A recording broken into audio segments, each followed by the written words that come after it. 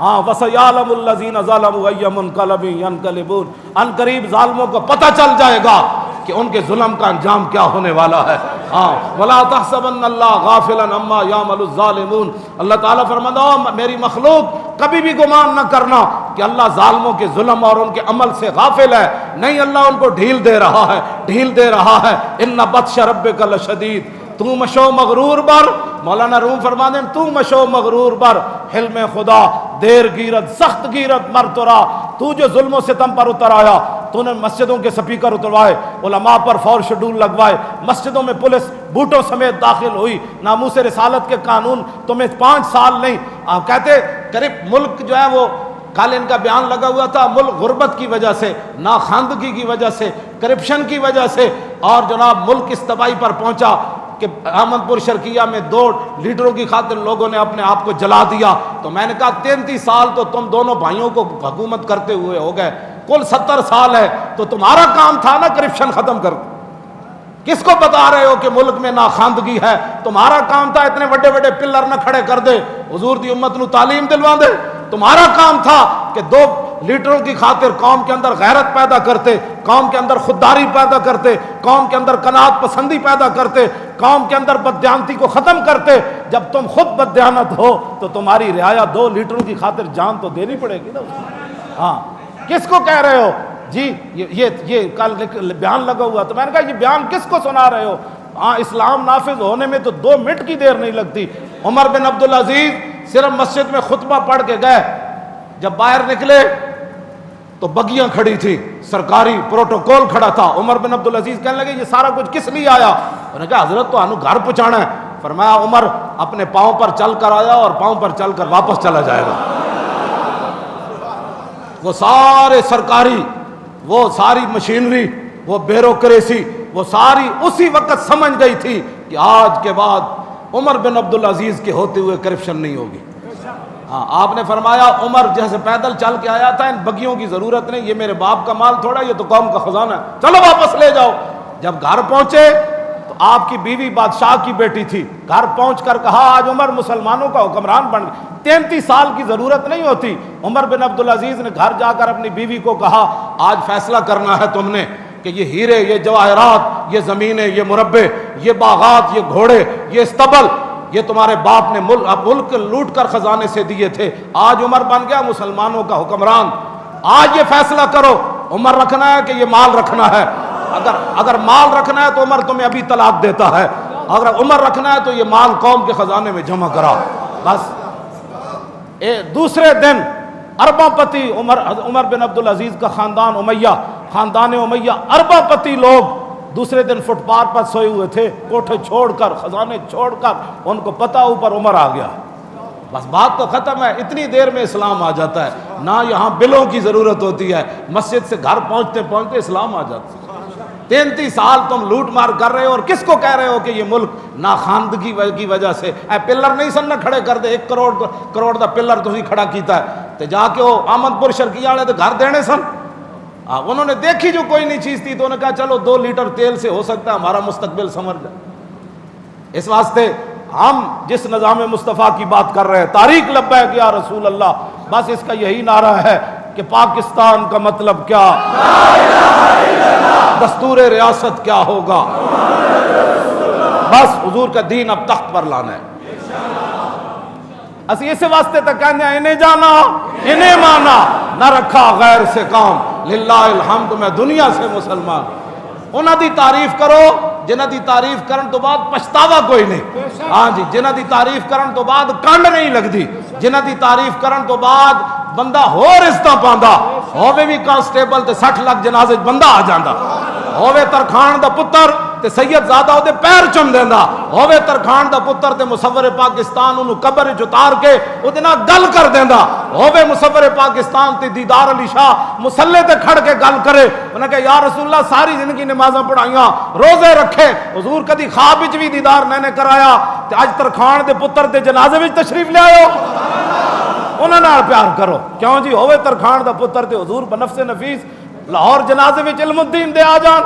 تے ہووے ترخان دا پتر تے مولا علی انہوں موڑے تے چک کے لے جان، ہووے ترخان دا پتر تے رسول اللہ پیشانی چوم دے ون، اے گل ہے، پھر فرزند پاکستان لکھنے کی ضرورت ہی نہیں ہے، انہیں جانا انہیں مانا، ہاں دل آن دی کائنات چ کوئی جائے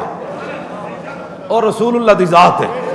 ہاں جب اتھے دل لگ جائے پھر کائنات چ کوئی اور تصور ہی نہ ابھرا تیری تصویر کے بعد، اور ذہن خالی ہی رہا کاسہ سائل کی طرح، ہاں جی مر ہی جاؤں جس در سے جاؤں دو قدم، کیا بچے بیمار غم قرب مسیحا چھوڑ کر، جدو دل حضور نال لگے ہوئے نا تو پھر انسان کرپشن نہیں کردا، پھر چاہ دی پیالی تے ایمان نہیں ویچدا، پھر انسان گڑی دی خاطر حضور دی عزت نال غداری نہیں کردا، کھمبیا دی خاطر حضور دی عزت نال غداری نہیں کردا، جدو دل رسول اللہ نال لگے ہوئے نا تے حضرت عبداللہ بن حذافہ سامی رومی بادشاہ نے قید کر لیا،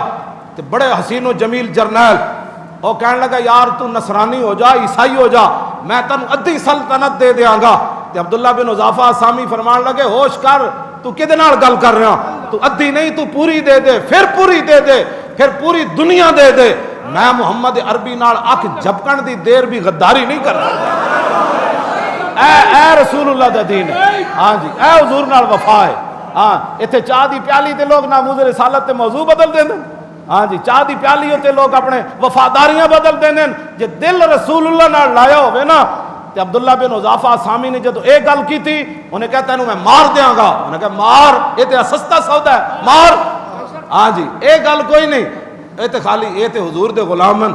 یہ تے حضور دے غلامن، جدو انہاں نے تے گل ہی ہو رہے نا جنہ او میاں صاحب فرمایا 3 مہینے رجی خلقت ویک یوسف کنانی، تے جنہ محمد عربی ڈٹھا اور رجے دو ہی جہانی، ہاں جی وہ تے گل ہی ہو رہے تھے، اے قرآن دی نص ہے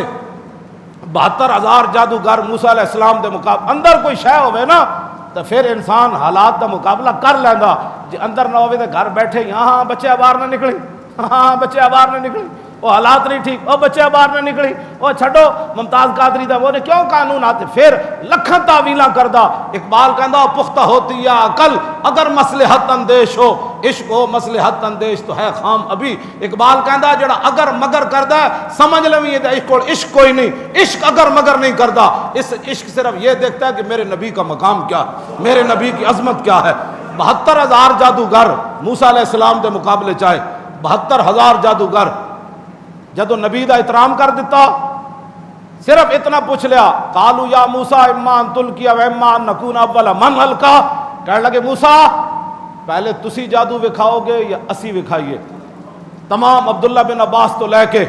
سید ابو الاسناد قادری تک امت مسلمہ دے تمام مفسرین نے اس آیت دے تحت یہی لکھیا کہ وہ یہ بھی کہہ سکتے ہیں پہلے اسی وکھائیے یا تسی وکھاؤ، پہلے اپنا بھی ذکر کر سکتے سن، انہاں دے منہ وچوں نبی دا احترام نکل گیا، کی ہویا انہاں کہا پہلے تسی جادو وکھانا ہے یا اسی، بس انہاں جدو کیا نا پہلے تسی وکھانا ہے کہ رب نو انہاں دی ادا پسند آ گئی کہ نہ میرے نبی دا احترام کر دیتا، نبی سمجھ کے احترام نہیں کیتا، انہاں دے منہ وچوں احترام دا جملہ نکل گیا وَأُلْقِيَ کی السَّحَرَةُ ساجدین، اللہ نے 72,000 جادوگراں نو سجدے چ پا چھڑیا،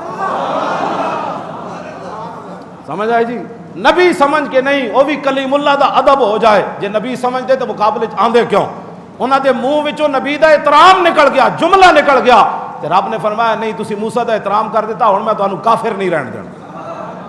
72,000 جادوگر سجدے وچ رب نے پا دیتے، دسو یار ہوتے کہاں خلیل و بنا کعبہ و منا، لولاک والے صاحبی سب تیرے گھر کی ہے، جو رسول اللہ نہ ہوندے تے موسیٰ کلیم اللہ کتھوں ہوندے، جے موسیٰ کلیم اللہ دا ادب کر دے ون جادوگر مقابلے چاہے کھڑے ہون تے رب انہاں نو مسلمان بنا دے وے تے اسی رسول اللہ دا احترام کران گے تے سانو رب کی مقام عطا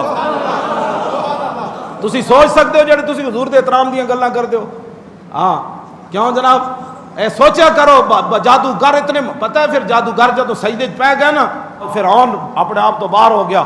انہوں نے کہا لَأُقَطِّعَنَّ أَيْدِيَكُمْ وَأَرْجُلَكُمْ مِنْ خِلَافٍ وَلَأُصَلِّبَنَّكُمْ فِي جُذُوعِ النَّخْلِ وَلَتَعْلَمُنَّ أَيُّنَا أَشَدُّ عَذَابًا وَأَبْقَىٰ قَالُوا لَن نُّصِرَكَ عَلَىٰ مَا جَاءَنَا مِنَ الْبَيِّنَاتِ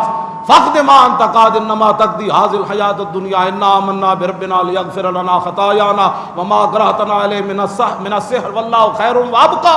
فرعون کہنے لگا تسی میرے پوچھے بغیر بدماشو میں تو اتنا پاڑیا جدو مقابلے دا ویڑا آیا تو تسی لمے پہ گئے ہو،